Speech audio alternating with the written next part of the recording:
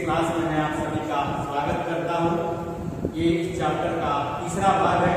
प्यारे बच्चों, हमने दूसरे भाग में चुनावी राजनीति के अंतर्गत हमारी चुनाव प्रणाली के अलग अलग चरणों का अध्ययन कर रहे थे और इसमें हमने निर्वाचन क्षेत्रों का निर्माण कैसे होता है इसके बारे में आपको जानकारी प्रदान की थी और साथ में इससे रिलेटेड कि भारत के कुछ निर्वाचन क्षेत्र कैसे आरक्षित निर्वाचन क्षेत्र बनाए गए हैं, इन बिंदुओं पर हमने चर्चा की थी।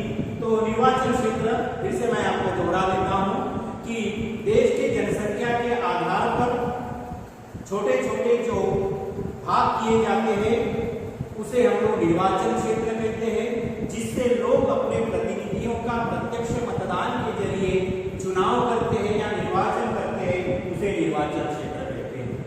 और आरक्षित क्षेत्र मतलब भारत में संविधान निर्माताओं ने अनुसूचित जाति और अनुसूचित जनजाति जैसे कमजोर वर्ग के लोगों के लिए, एससी के लिए लगभग 84 सीट्स और एसटी के लिए 47 सीट्स निर्वाचन क्षेत्र आरक्षित रखे गए हैं। उसमें केवल उन्हीं लोगों को चुनाव लड़ने का अधिकार है। इन बातों पर हमने चर्चा की थी। अब हम आगे चलेंगे कि हमारे चुनाव की जो प्रणाली है उसका हम दूसरे चरण में देखते हैं कि इस प्रकार से मतदाता सूची को तैयार करना। मतदाता सूची को तैयार करना वेरी सिंपल। तो जैसे ही सबसे पहले निर्वाचन क्षेत्र बनाए गए, निर्वाचन क्षेत्र बनाने के बाद में चुनाव से पहले हमारा जो सरकार द्वारा वोटर लिस्ट जिसको अंग्रेजी में हम कहते हैं, तो वोटर लिस्ट मतदाता सूची बनाई जाती है। हमारे देश के जितने भी 18 वर्ष पूर्ण करने वाले स्त्री पुरुष होंगे उनके नामों को, नए नामों को दर्ज किया जाता है। जो 18 वर्ष पूर्ण करते हैं उनके नामों को दर्ज किया जाता है और ये प्रक्रिया चुनाव के पहले तक ये चलती है और इसमें कई सारे सरकारी कर्मचारियों का, अध्यापकों का इसमें सहयोग लिया जाता है ये सूची बनाने के लिए। इतना ही नहीं, नए सूची में अगर कोई लोग वहां से छोड़कर कहीं और चले गए हैं, उनके नाम कम किए जाते हैं, डिलीट किए जाते हैं, या कोई अगर मृत्यु हो गए उनके नाम भी डिलीट किए जाते हैं और नए नाम जोड़े जाते हैं। प्यारे बच्चों, सवाल ये है कि हर बार ये मतदाता सूची क्यों बनानी पड़ती है? क्योंकि हर एक वर्ष के बाद में जो हमारे मतदाता है 18 वर्ष पूर्ण करते हैं और फिर नए जो 18 वर्ष पूर्ण करने वाले उनके नाम मतदाता सूची में शामिल हो, उन्हें भी मतदान करने का अधिकार मिले, वे भी अपने मतदान के अधिकारों का प्रयोग कर सके। इसलिए ये मतदाता सूची तैयार की जाती है और ये मतदाता सूची तैयार करने में हमारा जो चुनाव आयोग है, ये चुनाव आयोग महत्वपूर्ण भूमिका निभाता है और पूरे हर एक निर्वाचन क्षेत्र की ऐसी एक एक लिस्ट बनाई जाती है जिसे हम लोग आमतौर पे जो वोटर लिस्ट के नाम से जाना जाता है उसी को हम लोग कहते हैं मतदाता सूची।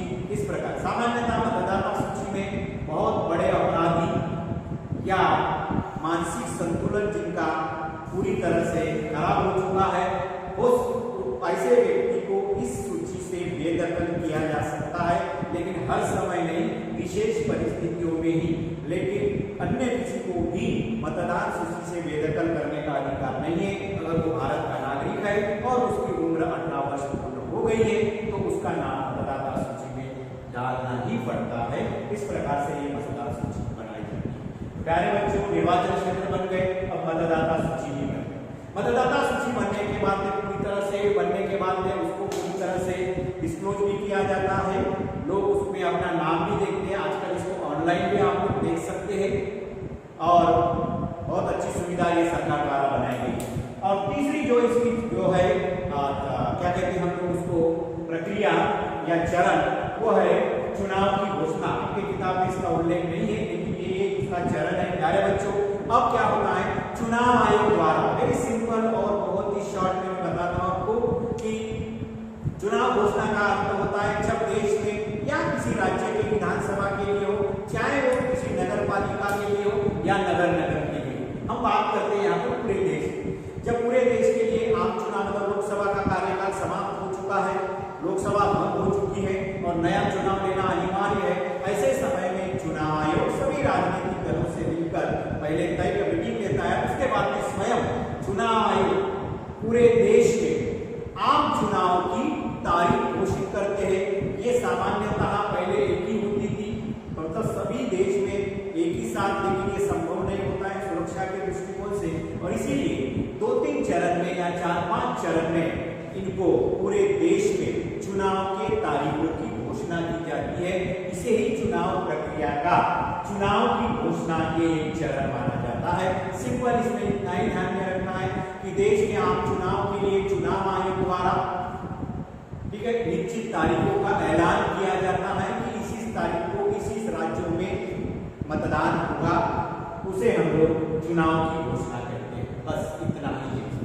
चुनाव की घोषणा होने के बाद में हमारे राजनीतिक दलों की धड़कनें और तेज हो जाती है, क्योंकि अब उनकी जिम्मेदारियां बढ़ती है।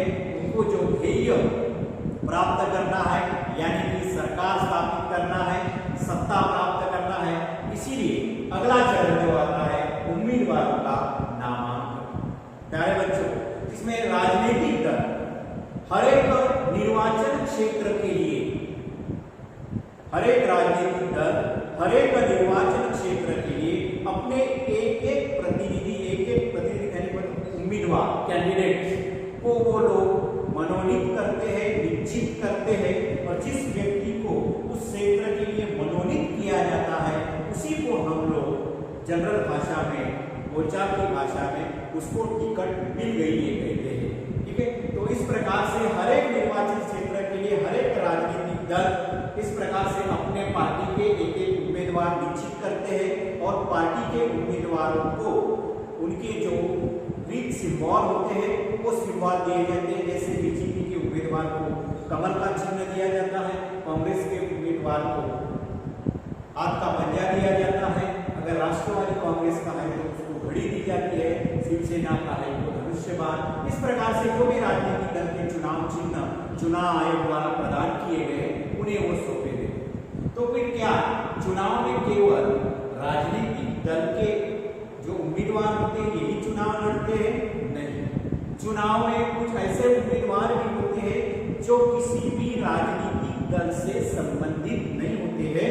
ऐसे उम्मीदवारों को हम लोग निर्दलीय उम्मीदवार कहते हैं, इंडिपेंडेंट कैंडिडेट कहते हैं, क्योंकि हर एक व्यक्ति को मतदान करने का अधिकार भी है और चुनाव लड़ने का भी अधिकार।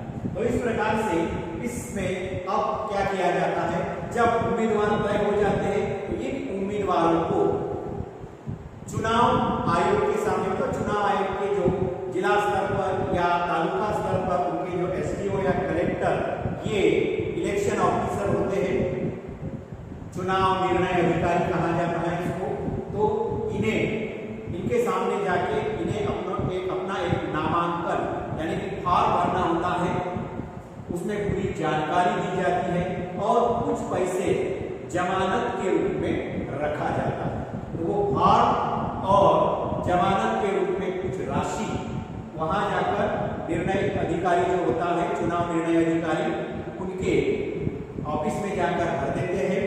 भरने के बाद में हाल ही में चुनाव आया, हमारे जो सुप्रीम कोर्ट है, सर्वोच्च न्यायालय के आदेश पर एक निर्णय के आधार पर हाल ही में जो भी उम्मीदवार अपना नामांकन करते हैं उस उम्मीदवार को स्वयं का एक कानूनी घोषणा पत्र भी उसके साथ जोड़ना होता है, और वो घोषणा पत्र बहुत ही इंपॉर्टेंट माना जाता है।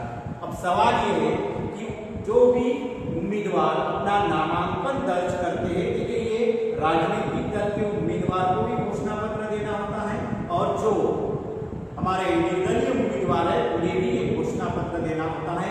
ये सर्वोच्च न्यायालय के निर्देश के अनुसार बहुत अच्छा निर्णय, लोकतंत्र को और मजबूत और पारदर्शी ट्रांसपेरेंसी बनाने के लिए काफी अच्छा निर्णय है। और इसमें क्या क्या उनको दिखाना पड़ता है, देखिए तो क्या है घोषणा पत्र।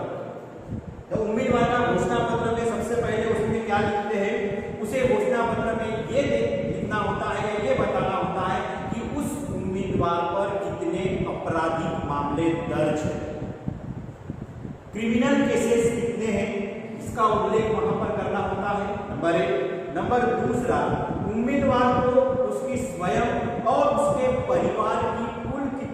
प्रॉपर्टी है, चल अचल दोनों, और साथ में कितना उनके ऊपर कर्ज है, कितना देनदारों का, वो सारा ब्यौरा, सारा तफसील उसमें देना होता है। Very simple. पहला मैंने बताया कि उस पर कितने आपराधिक मामले दर्ज है, इसका ब्यौरा। नंबर दूसरा, उसका और उसके परिवार का पूरा जो आर्थिक, उनका जो संपत्ति, आर्थिक संपत्ति, उसका ब्यौरा, और कितना देनदार, मतलब किसी को कोई कर्ज के रूप में लिया है, उनका कितना देना बाकी है, ये सारा ब्यौरा उसमें प्रस्तुत किया जाता है। और नेक्स्ट है उसकी जो एजुकेशन क्वालिफिकेशन, शैक्षिक योग्यता का भी उल्लेख उस घोषणा पत्र में करना पड़ता है कि उसकी कितनी क्वालिफिकेशन हुई। प्यारे बच्चों, ये चीजें इसीलिए यहाँ पर घोषणा पत्र किया गया है ताकि उस उम्मीदवार के बारे में जनता को सही तस्वीर जाए कि उसके ऊपर कितने आपराधिक मामले हैं, उसकी आपराधिक पार्श्वभूमि है या नहीं है, उसके पास कितनी संपत्ति है, इस पंचवार्षिक योजना में कितनी संपत्ति थी, अगले पंचवार्षिक योजना में कितनी बड़ी, ये सारा ब्यौरा उसमें दिया जाता है। और ये ब्यौरे के लिए वो स्वयं जिम्मेदार होता है क्योंकि उसको कानूनी रूप, वैधानिक रूप को उसको प्राप्त किया गया है, और इसलिए ये बहुत ही महत्वपूर्ण है। और ये जो जानकारी है सार्वजनिक की जाती है। अगर आप कभी चुनाव के दिन अगर जाओगे तो हर एक मतदान केंद्र पर ये सारा ब्यौरा दिया जाता है हर एक कैंडिडेट्स का, कि इस कैंडिडेट के पास, कैंडिडेट पर कितने आपराधिक मामले दर्ज है, कितनी संपत्ति है, और अंतिम जो है उसमें एजुकेशन क्वालिफिकेशन क्या है, इसका विवरण किया जाता है। अब यहाँ पर मैंने तीसरा बात आपको मैंने कही कि एजुकेशन क्वालिफिकेशन उनको देना अनिवार्य है। अब प्रश्न यहाँ निर्माण होता है, क्या चुनाव लड़ने के लिए शैक्षिक योग्यता आवश्यक है या नहीं? इस पर आपके अपने विचार हो सकते हैं, मेरे अपने विचार हो सकते हैं, लेकिन हम लोग थोड़ा दोनों पक्ष की तरफ ध्यान में रखेंगे। देखिए प्यारे बच्चों, आज हमारे देश में जितने भी गैर राजनीतिक पद है, यानी कि ये जो मंत्री और जो विधायक, जो भी सदस्य बनते हैं, जो जनता से चुने जाते हैं, इनको छोड़कर बाकी सभी नौकरियों के लिए शैक्षिक योग्यता अनिवार्य रखा गया है, क्वालिफिकेशन रखा गया है। तो फिर सवाल ये है कि इतने बड़े देश को चलाने वाले को शैक्षिक योग्यता अनिवार्य रूप से क्यों नहीं किया गया? कम से कम मैट्रिकुलेट होना चाहिए, 10वीं पास होना चाहिए, 8वीं पास, 7वीं पास, या ग्रेजुएशन या पोस्ट ग्रेजुएशन होना चाहिए, ऐसा क्यों नहीं किया गया है? इसका भी एक प्रमुख कारण हमारे संविधान निर्माताओं ने दिया है।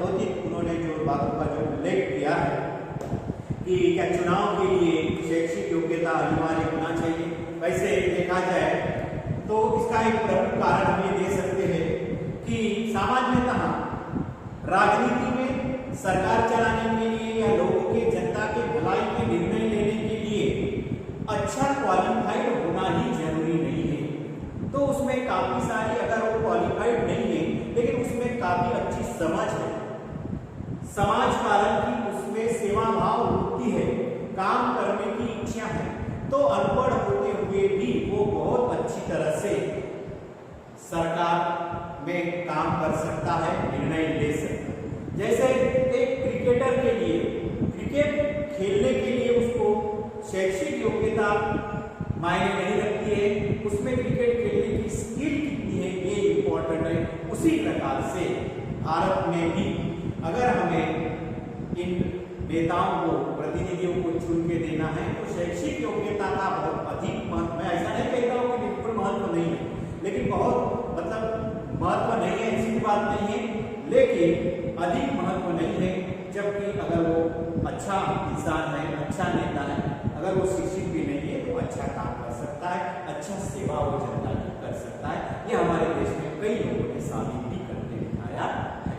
अब दूसरा पॉइंट जो है मुख्य रूप से हो सकता है कि आज के जमाने में हमारे जो नेता है या उम्मीदवार है, ये उच्च शिक्षित होना चाहिए या शैक्षिक योग्यता उनके पास होनी चाहिए, उसकी प्रासंगिकता हो सकती है। तो ऐसे समय में अगर उसकी प्रासंगिकता है तो फिर लोग तय करेंगे, क्योंकि लोगों के सामने पूरा बायोडाटा तो है कि वो कितने क्वालिफाइड है, और इसीलिए संविधान निर्माताओं ने ये बात जनता पर छोड़ दी कि आप लोग निर्णय करें कि आपको क्वालिफाइड व्यक्ति को चुनना है या कोई अनपढ़ गवार व्यक्ति को चुनना है, ये जनता पर छोड़ दिया है। तो ये एक बहुत अच्छा पर्याय यहाँ पर संविधान निर्माताओं ने दिया है। और लास्ट पॉइंट, मान लेते हैं कि अगर हमने चुनाव में शैक्षिक योग्यता अनिवार्य कर दी तो भारत जैसे देशों में, जैसे उदाहरण के लिए बीए, बीएड, बीएससी, इस प्रकार की मतलब ग्रेजुएशन लेवल कम से कम अगर हमने अनिवार्य रूप से कर दिया तो वेरी सिंपल प्यारे बच्चों कि इसके कारण हमारे देश के 90% जनसंख्या ये कंप्लीटली चुनाव से बाहर हो जाएगी और कुछ सीमित लोग ही चुनाव लड़ पाएंगे।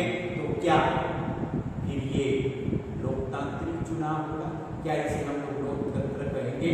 नहीं, बिल्कुल ये लोकतांत्रिक व्यवस्था नहीं हो सकती, क्योंकि लोकतांत्रिक व्यवस्था में सबको चुनाव लड़ने का अधिकार है, सबको मतदान का अधिकार है। इस प्रकार से ये उम्मीदवारों का नामांकन किया जाता है और नामांकन के साथ साथ घोषणा पत्र दिया जाता है। अभी हम लोग देखेंगे उम्मीदवारों का नामांकन और अभी इसका 5वां पॉइंट जो है वो है चुनाव अभियान।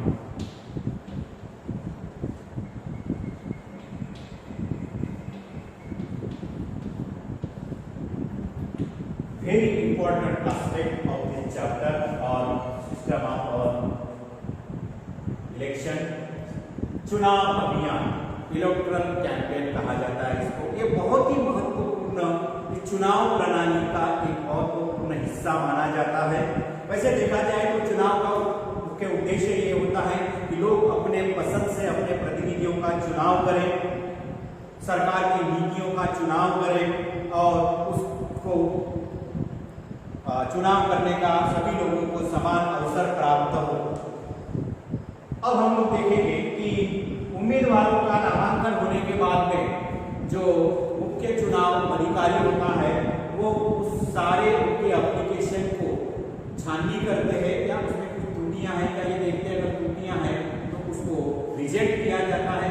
और जो या इन बिटवीन लगभग 1 सप्ताह का समय होता है, उसमें अगर किसी व्यक्ति को भरा हुआ जो फॉर्म है नामांकन है वापस लेना है तो वो वापस भी ले सकते हैं।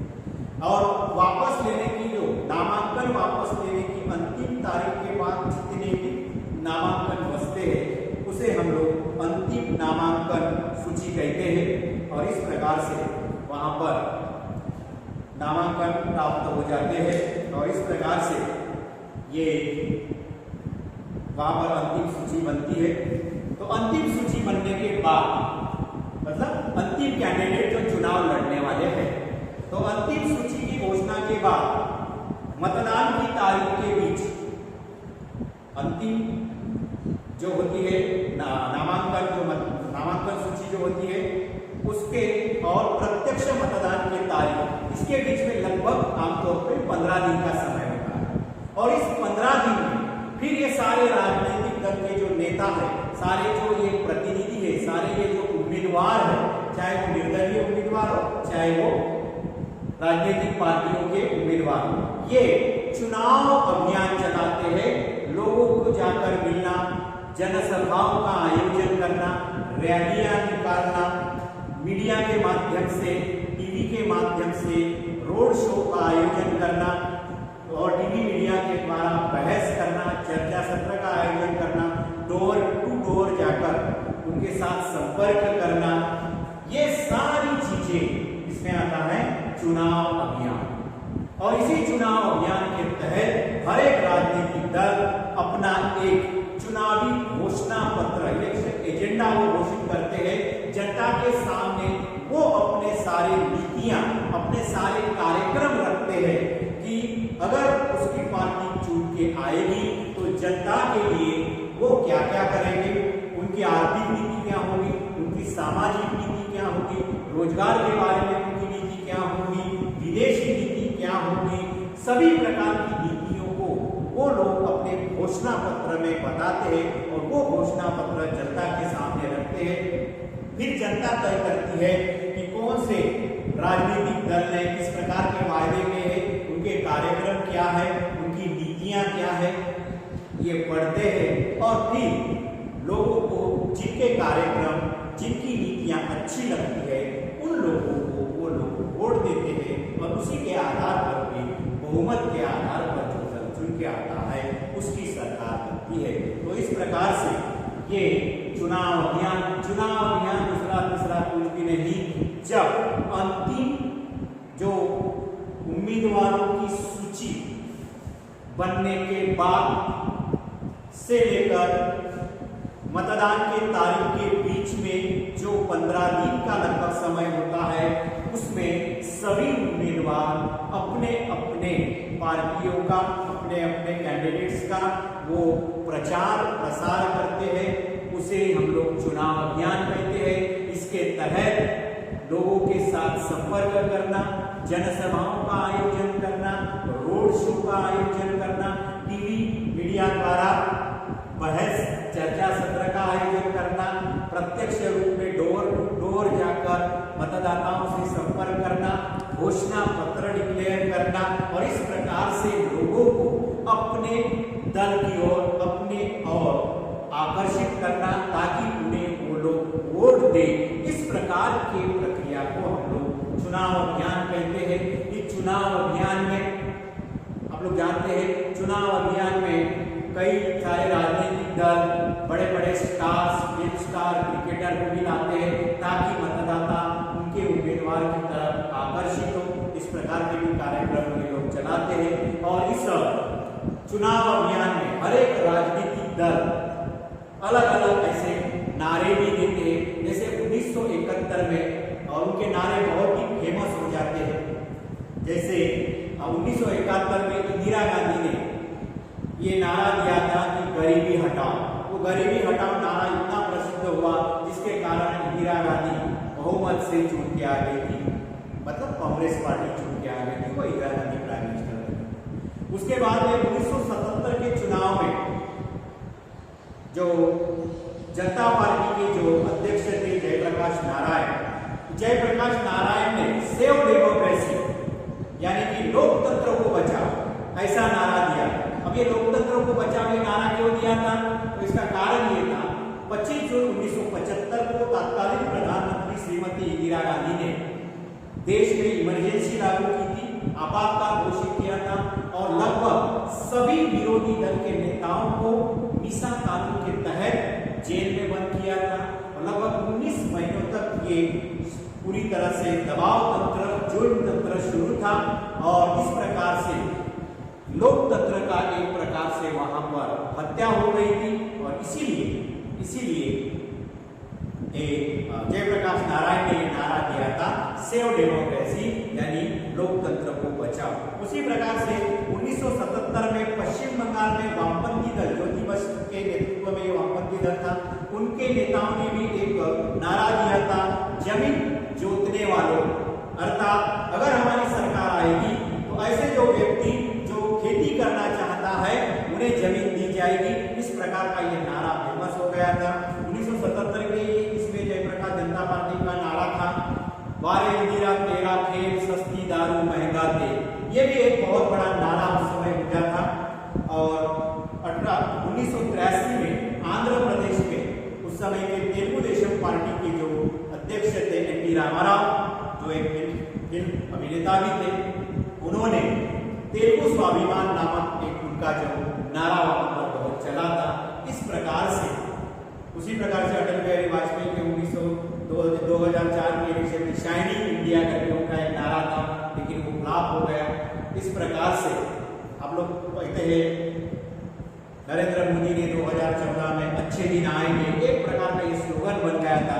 इस प्रकार से ये क्या कहते हैं हम लोग चुनाव अभियान चलाते हैं। इस चुनाव अभियान चलाते समय कुछ ऐसे चुनाव अभियान करते समय जो भी राजनीतिक दल होते हैं, उन राजनीतिक दल को कुछ ऐसे कानूनी जो प्रावधान होते हैं उनका पालन करना होता है। अगर नहीं करते हैं तो उनके जो नामांकन है, उनका जो चुनाव है वो रद्द किया जा सकता है। और साथ में चुनाव आयोग द्वारा भी एक आदर्श आचार संहिता भी लागू की जाती है, उसका भी पालन हमें करना होता है। इन दो बिंदुओं को हम लोग अगले भाग में देखेंगे। तब तक के लिए धन्यवाद। इस पर आधारित दो तीन प्रश्न हम लोग कल आज ही बता देते हैं कि चुनाव प्रणाली के जो निर्वाचन क्षेत्रों का निर्माण, मतदाताओं की सूची, चुनाव की घोषणा, उम्मीदवारों का नामांकन और चुनाव अभियान, इनका आप विस्तार से वर्णन कीजिए हर एक पॉइंट का। एक एक पॉइंट पर आपको 3 मार्क के लिए या 5 मार्क के लिए प्रश्न पूछा जाता है। बहुत बहुत धन्यवाद। कल फिर मिलेंगे हम।